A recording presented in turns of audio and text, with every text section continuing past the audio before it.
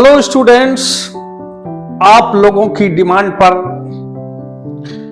मैंने एक video figure of speech, क्योंकि आपके हाई स्कूल का इंग्लिश का पेपर अभी आने वाला है और उसमें कुछ स्टूडेंट्स ने फिगर ऑफ स्पीच पर वीडियो बनाने के लिए कहा था और मैंने बड़ी मेहनत से ये फिगर ऑफ स्पीच का वीडियो आप लोगों के लिए तैयार किया है। फिगर ऑफ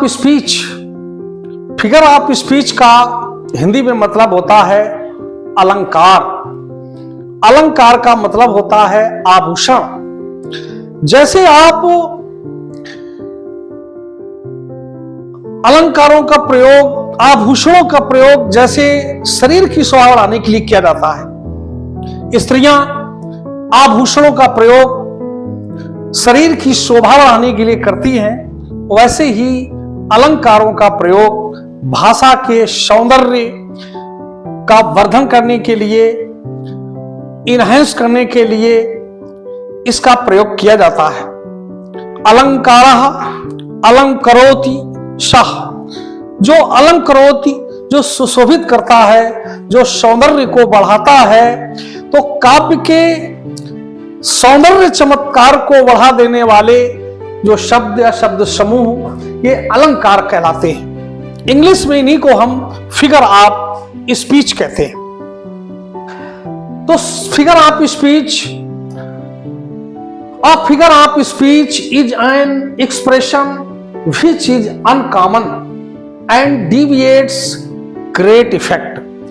ये असाधारण होते हैं, साधारण नहीं असाधारण शब्दों के द्वारा एक भाषा में एक बड़ा प्रभाव डाला जाता है।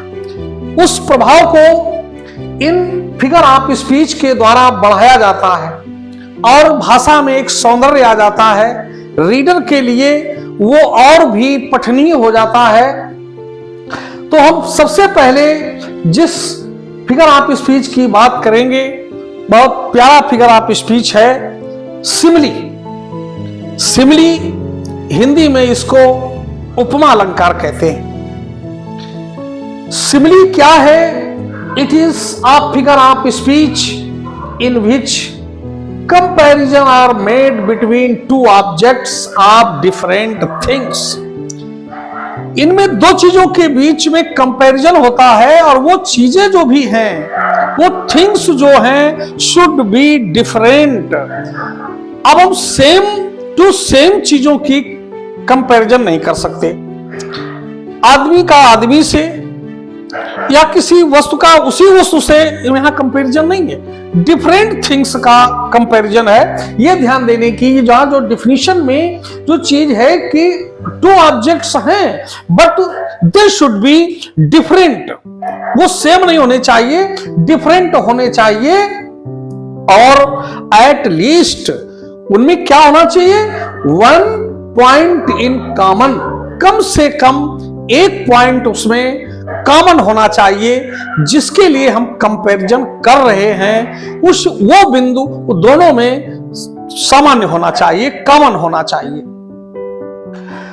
तो सिमली में जो इसकी पहचान है सिमली की, वो like, as, such as, just as, ये सबसे सिंपल फिगर ऑफ स्पीच है।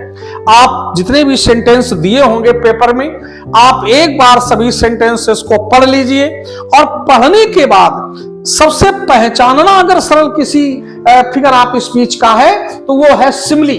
क्योंकि जैसे आपको like, as, such as, just as या एज ऐसे ये वर्ड मिल जाते हैं, समझ लीजिए कि वो आपका फिगर ऑफ स्पीच सिमली हो गया। अब आपको सिमली पहचानने में कोई दिक्कत नहीं होगी। सबसे पहले आप सिमली को पहचानिए, सिमली को छाड़ दीजिए कि ये आपको वर्ड अगर दिख रहे हैं किसी सेंटेंस में, सी इज फ्रेश एज ड्यू। अब वो फ्रेश है ड्यू की तरह, ओस की तरह। अब यहां इस सी को माने लेडी को किसकी तरह फ्रेश बताया गया है? ड्यू की तरह। उसके कंपैरिजन किससे किया गया है? ड्यू से किया गया, ओस से किया गया है। लेकिन ओस और उस लेडी में कम से कम एक पॉइंट फ्रेश होने का, दोनों में फ्रेश होना एक सामान्य है। वो लेडी भी फ्रेश लग रही है, ताजी लग रही है, और ये ओस भी ताजी है, इसलिए ओस के साथ उसकी तुलना की गई, कंपैरिजन किया गया है। तो यहां पहचानना हमें, she is fresh as dew, वो ड्यू की तरह फ्रेश है, ताजी है। She is as firm as rock. अब सी इज एज फर्म, अब फर्म शब्द जो यहां आया है मानी दृढ़ होना, मजबूत होना, स्ट्रांग होना। तो ये उस लेडी के भी लक्षण है कि वो इतनी मजबूत है कि कैसी, कितनी मजबूत है, एज रॉक, जितना कि चट्टान होती है, चट्टान की तरह मजबूत है। तो उस लेडी की कंपैरिजन जो किया गया है वो किससे किया गया है? रॉक से किया गया है। तो यहां रॉक और उस लेडी के बीच कंपैरिजन है, लेकिन कंपैरिजन का जो बेस है, जो फाउंडेशन है, वो क्या है? फर्मनेस है। दोनों फर्म है और वो दोनों एक, ये मतलब उनमें दोनों में ये एक कॉमन है ये टैलेंट कि वो दोनों फर्म है, रॉक और सी। तो रॉक की तरह सी इज एज फर्म, वो इतनी दृढ़ है, इतनी मजबूत है जितनी की rock. Life is like a dream, जीवन एक सपने की तरह है, जीवन एक सपने की तरह है। Life is like a dream. Life, ये लाइफ की तुलना स्वप्न से क्यों की गई है कि स्वप्न भी क्षणिक होता है, टेम्परेरी होता है, और लाइफ भी टेम्परेरी है। जीवन भी शाश्वत नहीं है, सपना भी शाश्वत नहीं है, इसलिए लाइफ की तुलना लाइक ए ड्रीम, स्वप्न से किया गया है लाइफ का। कि जैसे ही जब तक हम ड्रीम में रहते हैं, अच्छा अच्छा स्वप्न देखे हैं, बड़ा आनंद एंजॉय करते हैं, और थोड़ी देर में सपना खत्म हो जाता है, ऐसे लाइफ है, लाइफ को एंजॉय करते हैं, लेकिन लाइफ टेम्परेरी होती है और कुछ दिन बाद इसका एंड हो जाता है। She is lovely like a रोज, और रोज इज वेरी ब्यूटीफुल फ्लावर, और आप सब इसको बहुत लाइक करते होंगे। तो रोज में एक ब्यूटी होती है, खास ब्यूटी होती है, तो उसको देखकर सभी लोगों को देखना बड़ा अच्छा लगता है। तो सी इज, अब यहां भी लेडी की जो कंपैरिजन किया गया है, और किस लिए किया गया? लवली, वो ब्यूटीफुल है, सुंदर है, और किस तरह सुंदर है? लाइक ए रोज, एक रोज की तरह वो सुंदर है। इसलिए यहां सिमिली दो के बीच में कंपैरिजन है, यहां ये लेडी है और यहां ये रोज, एक प्लांट का फ्लावर है ये। तो ये प्लांट फ्लावर और ये लेडी, इनके बीच में चूंकि यहां डिफरेंट भी है, अब लेडी की लेडी से कंपैरिजन नहीं है, रोज का रोज से कंपैरिजन नहीं है, तो यहां ये लेडी का कंपैरिजन फ्लावर से किया गया है, रोज के फ्लावर से। तो इसलिए डिफरेंट ऑब्जेक्ट है यहां, और इनके बीच में एक चीज जरूर कॉमन है, और वो कॉमन है लवली होना, इनका ब्यूटीफुल होना, सुंदर होना, ये उनके बीच में कॉमन है। I wondered lonely as a cloud, मैं, अब यहां देखिए मेरी जो तुलना की गई है किसी की, आई वॉन्डर्ड लोनली, लोनली मीन्स होता है सॉलिट्यूडली, मतलब अकेले, अकेले मैं घूम रहा था ऐसे निरुद्देश, aimless, wandered lonely as a cloud, जैसे कि स्काई में क्लाउड्स जो हैं वो वॉन्डरिंग करते हैं, घूमते हैं, हवा का झोंका जिधर से आता है क्लाउड्स उधर को ही मूव कर जाते हैं। तो इस प्रकार से यहां भी चूंकि जो क्लाउड्स होते हैं वो भी एमलेसली मूव करते हैं इन द स्काई, यही यहां कि आई वॉन्डर्ड लोनली, मैं भी अकेला एमलेसली फॉरेस्ट में, जंगल में अकेले ऐसे घूम रहा हूं कि कोई उद्देश्य नहीं है। तो ये कंपैरिजन है क्लाउड और मेरे बीच और क्लाउड के बीच में, ये एक कंपैरिजन किया गया है, और दोनों के कंपैरिजन का जो बेस है, फाउंडेशन है, वो है लोनली वॉन्डरिंग। वॉन्डरिंग का मतलब एमलेसली मूविंग, बिना उद्देश्य के घूमना, बिना काम के घूमना। तो इस प्रकार से इतने उदाहरणों से आपने ये सिमिली अलंकार को समझने की कोशिश की। तो ये सिमिली अलंकार आपके समझ में आ गया होगा बेहतर। अब हम दूसरे अलंकार की तरफ चलेंगे।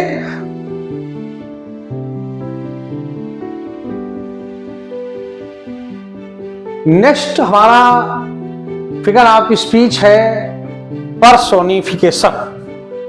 पर्सोनिफिकेशन मीन्स मानवीकरण। मानवीकरण, पर्सोनिफिकेशन। पर्सोनिफिकेशन मीन्स पर्सनफाई करना, किसी ऐसी वस्तु को जो इनएनिमेट है, एब्स्ट्रैक्ट है, नॉन लिविंग है, और उसको एक पर्सन की तरह समझ लेना, पर्सोनिफिकेशन, मानवीकरण। जब हम अमूर्त चीजों को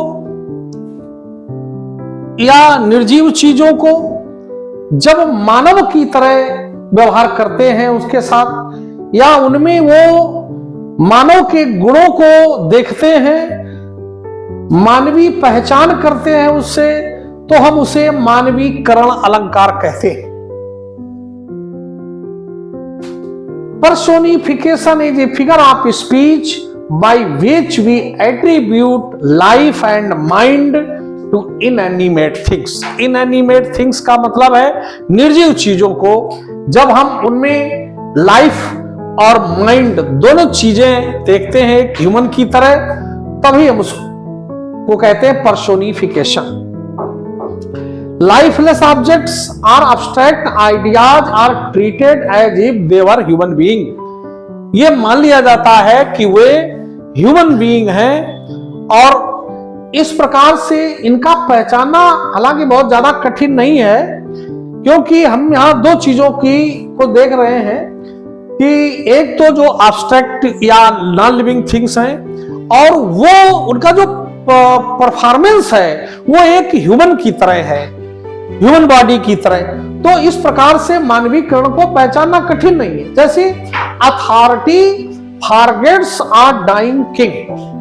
अथॉरिटी, सत्ता, अधिकार, वो अब सत्ता कोई ह्यूमन बॉडी नहीं है, क्योंकि फॉरगेट करना, भूल जाने की क्रिया ये माइंड की क्रिया है, और माइंड ह्यूमन में होता है। तो अब यहां अथॉरिटी में भूलने की, अथॉरिटी फॉरगेट्स डाइंग किंग, मरे हुए राजा को अथॉरिटी भूल जाती है। तो यहां अथॉरिटी के भूलने की, अथॉरिटी यहां नॉन लिविंग थिंग्स है, तो अब ये यहां अथॉरिटी भूलती है, तो यहां ये मान लिया गया कि ये ह्यूमन है, और ह्यूमन को समझ करके यहां भूलने को लिखा गया है। तो इस प्रकार से यहां पर्सोनिफिकेशन हो गया। Anxiety is sitting on her face. Anxiety, anxiety abstract thing है। चिंता, चिंता एक कोई ये ह्यूमन बॉडी नहीं है। चिंता ये एक माइंड की एक अमूर्त चीज है एंजाइटी, लेकिन ये anxiety is sitting on her face, उसके चेहरे पर बैठी है। एक लेडी की तरह दिखाया गया कि जैसे उसके चेहरे पर वो बैठी है, कोई लिविंग थिंग्स है और कोई बॉडी है जो उसके चेहरे पर बैठी हुई है। तो इस प्रकार से यहाँ एंजाइटी को भी पर्सोनिफिकेशन किया गया है। तो यहाँ ये किसी एब्स्ट्रैक्ट थिंग का या नॉन लिविंग थिंग्स को जब पर्सोनिफिकेशन उसका किया जाए, पर्सोनिफाई किया जाए, तो हम उसको पर्सोनिफिकेशन कहते हैं। Experience is the best teacher. अनुभव एक सबसे अच्छा अध्यापक होता है।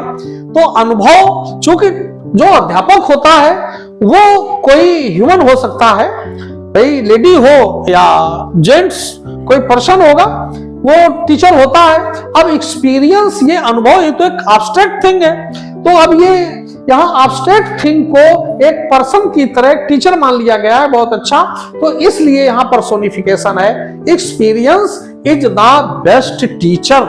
तो experience is not any human, but we consider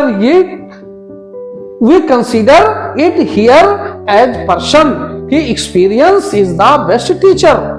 teacher may be lady और gent, but not any abstract thing. तो ये experience is the best teacher. यहां एक्सपीरियंस को पर्सोनिफाई किया गया, इसलिए ये पर्सोनिफिकेशन है।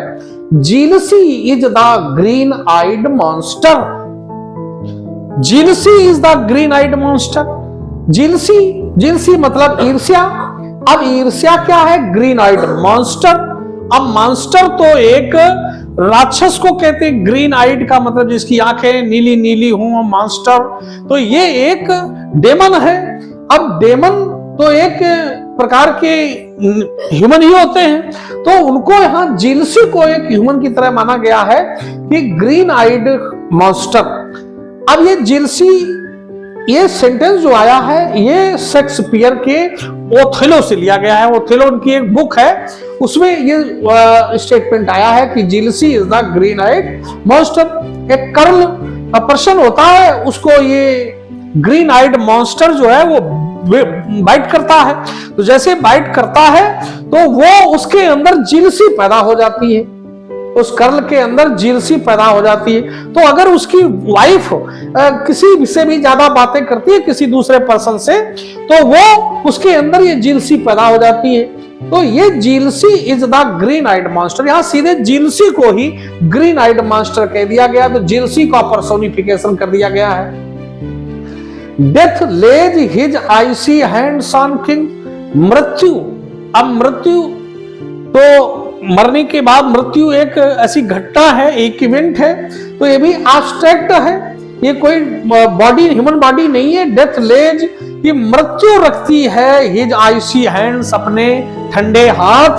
कहां रखती है? द हैंड्स ऑन किंग्स, राजाओं पर अपने ठंडे हाथ रख देती है। अर्थ तो इसका ये है कि मौत जो है वो राजाओं को भी नहीं छोड़ती है, उनकी भी मृत्यु होती है, लेकिन यहाँ डेथ अपने ठंडे हाथ। अब ये हाथ और पैर तो ये ह्यूमन एट्रीब्यूट है, ह्यूमन के लिम्स है, तो ये ह्यूमन के, तो अब यहाँ ह्यूमन के रूप में यूज किया गया है डेथ को, तो यहाँ डेथ का पर्सोनिफिकेशन किया गया है, इसलिए यहाँ ये मानवीकरण हो गया डेथ का, तो ये यहाँ पर्सोनिफिकेशन फिगर ऑफ स्पीच हो गई। डेथ को किया गया, डेथ लेज हिज आईसी, रखती है अपने ठंडे हाथ। अब मृत्यु के ठंडे हाथ हैं, तो ये यहाँ इसको पर्सोनिफिकेशन किया गया। Opportunity knocks at the door but once. Opportunity का मतलब है अवसर, मौका।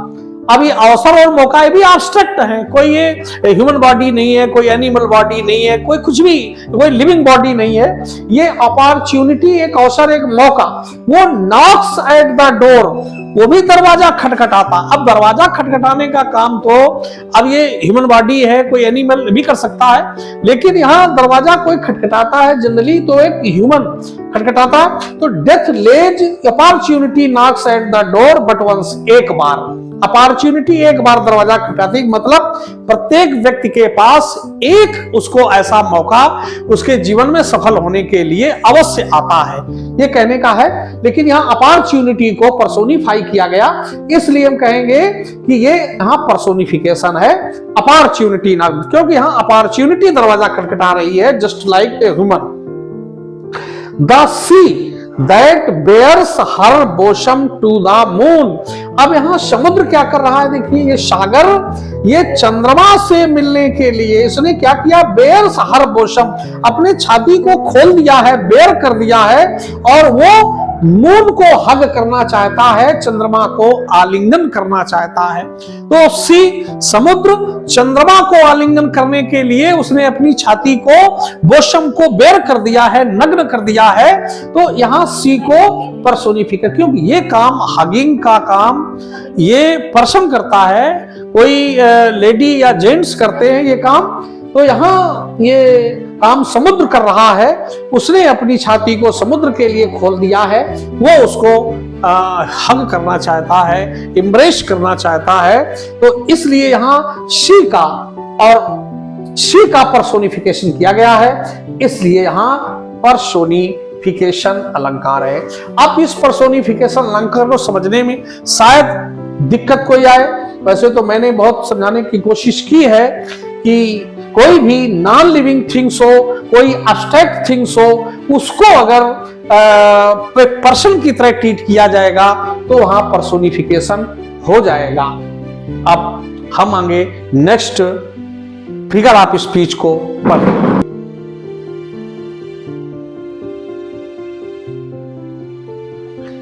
अब हमारा नेक्स्ट फिगर ऑफ स्पीच है एपॉस्ट्रॉफी। एपॉस्ट्रॉफी, जितने भी हमारे फिगर ऑफ स्पीच हैं, एपॉस्ट्रॉफी को पहचानना सबसे आसान है। आप सिमिली से भी पहले इसे पहचान सकते हैं, क्योंकि इसके पहचानने में सबसे खास बात जो दी है वो साइन ऑफ एक्सक्लेमेशन। हर एक सेंटेंस में साइन ऑफ एक्सक्लेमेशन जरूर दिया होता है, क्योंकि इसमें एड्रेस है। It is a figure of speech whose force lies in addressing a dead person, an animal, a thing of abstract quality or idea as if it were alive, present and capable of understanding। तो इसमें उन चीजों को address किया जाता है जो dead person है या एनिमल हैं या ऐसी थिंग्स हैं कोई जो निर्जीव हैं और अब्स्ट्रैक्ट क्वालिटी है, अमूर्त चीजें हैं, अमूर्त गुणों को या ऐसे आइडिया को एड्रेस किया जाता है जिनको हम बिल्कुल लाइव समझते हैं, प्रेजेंट समझते हैं और ये समझते हैं कि ये अंडरस्टैंडिंग कर सकते हैं, इनके अंदर समझ है। इस प्रकार से हम उन चीजों को जो डेड हैं, एनिमल हैं, थिंग्स हैं, नॉन लिविंग थिंग्स और एब्स्ट्रैक्ट क्वालिटी हैं, उनको इस तरीके से समझते हैं कि ये लिविंग है, ये प्रेजेंट है और अंडरस्टैंडिंग माने कैपेबल ऑफ अंडरस्टैंडिंग है, ये हर चीज को समझ सकते हैं। तो ऐसी चीजों को जब हम एड्रेस करते हैं तो एड्रेस करने के लिए क्या है कि वहां एड्रेस करने के समय जिसको एड्रेस किया जाता उसके बाद साइन ऑफ एक्सक्लेमेशन कंपलसरी दिया जाता है। तो इसलिए जो स्टूडेंट्स होते हैं ये सबसे पहले एपॉस्ट्रॉफी को ही पहचानते हैं। जिस सेंटेंस में देखा कि साइन ऑफ एक्सक्लेमेशन लगा हुआ है, तुरंत समझ जाते हैं कि इसमें किसी को एड्रेस किया गया है और जिसको भी एड्रेस किया गया उसको देख करके वो तुरंत एपॉस्ट्रॉफी को समझ जाते हैं। जैसे ओ डेथ, अब यहां देखिए साइन ऑफ एक्सक्लेमेशन और डेथ को एड्रेस किया गया है। अब डेथ क्या है? ये डेड पर्सन है।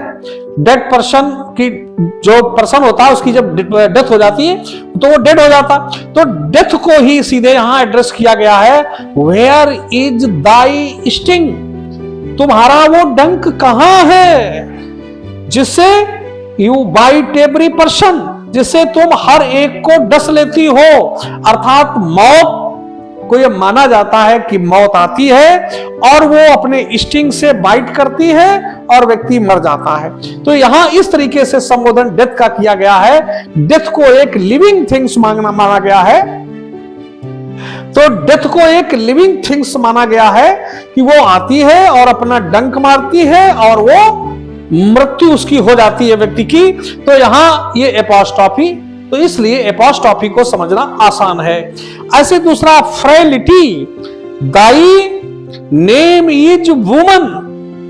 फ्रेलिटी कमजोरी, फ्रेलिटी वीकनेस। अब यहां वीकनेस को ही एड्रेस किया गया है और यहां ये साइन ऑफ एक्सक्लेमेशन दिया गया है और इसके बाद ये कहा गया कि एक कमजोरी, कमजोरी को एड्रेस किया गया है। कमजोरी, दाई नेम इज वुमन, तुम्हारा नाम ही औरत है।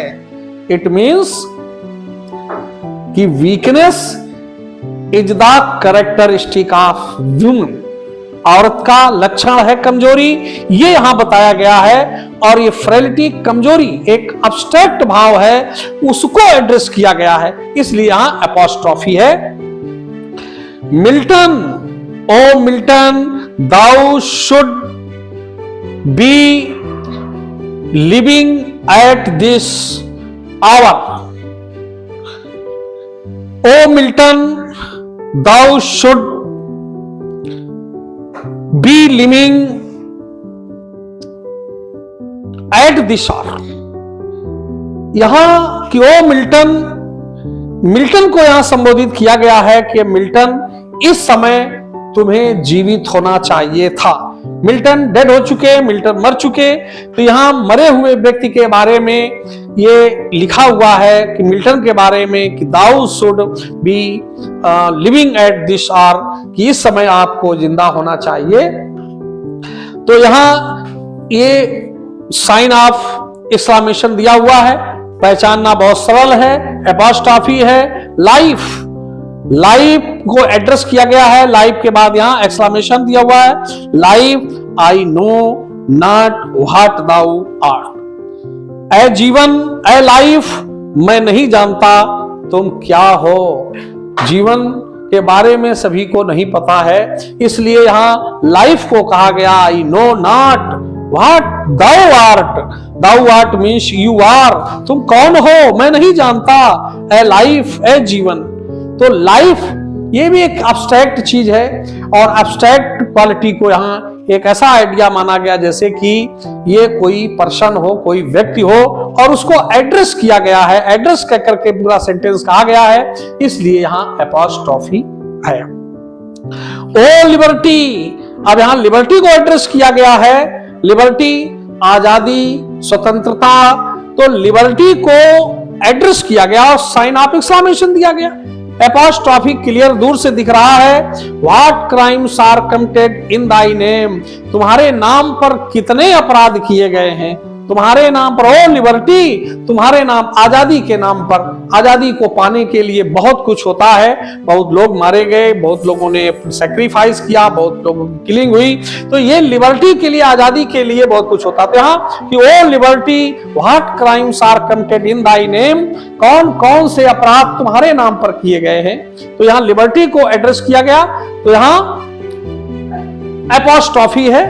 ओ जजमेंट, अब जजमेंट मीन्स होता है न्याय, न्याय एक प्रोसीजर, एक प्रक्रिया है, ये भी एब्स्ट्रैक्ट है, ये किसी रूप में नहीं होता, कोई पर्सन नहीं है, लेकिन इसको यहाँ एक पर्सन की तरह इसको एड्रेस किया गया है, साइन ऑफ एक्सक्लेमेशन दिया गया है, thou art fled to brutish beast, you are fled, तुम भाग गए हो, ए जजमेंट, अगर किसी आदमी को जजमेंट नहीं मिल रहा है, वो जजमेंट से परेशान है और जजमेंट उसको मिल नहीं रहा, तो वो जजमेंट को ही सीधे एड्रेस कर रहा, कह रहा है जजमेंट तुम कहां चले गए हो, किन लोगों के पास भाग गए हो, ब्रूटिश ब्रीड्स, तुम तो उन भयंकर जानवरों, जो जंगली जानवर हैं, क्या उनके पास चले गए हो, ए जजमेंट, जो तुम मुझसे नहीं मिल रहे हो, तो you judgment thou are fled to brutish breeds, तो ऐसे पाशविक पशुओं के पास तुम चले गए हो जो मुझे नहीं मिल रहे हो, मेरा जजमेंट नहीं हो रहा,